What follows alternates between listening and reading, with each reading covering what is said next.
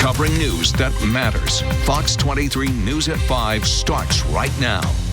State Superintendent Ryan Walters wants to know how many illegal immigrants have kids in Oklahoma schools. Thanks for joining us at 5. I'm Shay Rozzi. And I'm Rick Marinon. This move by Walters has been highly controversial since he first spoke about his wishes to do so back in November. Fox 23's Devin Lyon reports from the state capitol, where Walters and the Board of Education finalized that plan to send to lawmakers. So I'm going to just start off by being crystal clear. Our rule around illegal immigration accounting is simply that.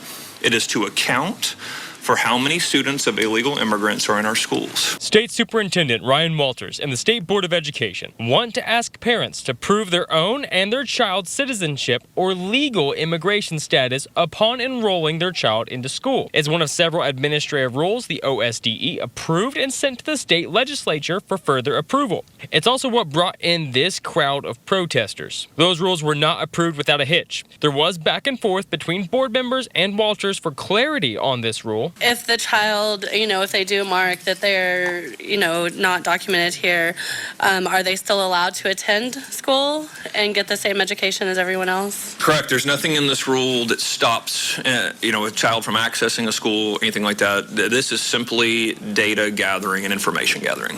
The state superintendent says he simply wants to track the data to know just how large the impact of illegal immigration is on Oklahoma schools. He says it will show where the needs are greatest in the state. We want to make sure that all that information is gathered so that we can make decisions on where resources go, where personnel goes, and we can continue to make sure that Oklahoma is leading the country in education reform.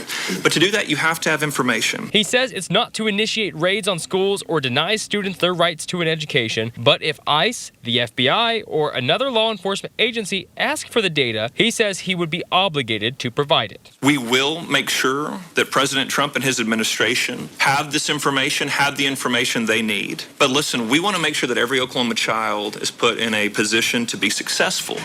This helps us do that. For that to happen, this rule needs approval from the state House, Senate, and governor by May. Superintendent Walters has made statements in the past saying that he would allow Immigration and Customs Enforcement to do raids at Oklahoma schools. However, any operation from a law enforcement agency would require a court-signed order. Walters clarified with me today saying that he would just cooperate with law enforcement if ever one of those court orders came about. In Oklahoma City, covering news that matters, Devin Lyon, Fox 23 News. Last week, President Trump's administration threw out policies that would prevent migrant arrests at sensitive locations, opening the door for ICE to carry out immigration enforcement in schools.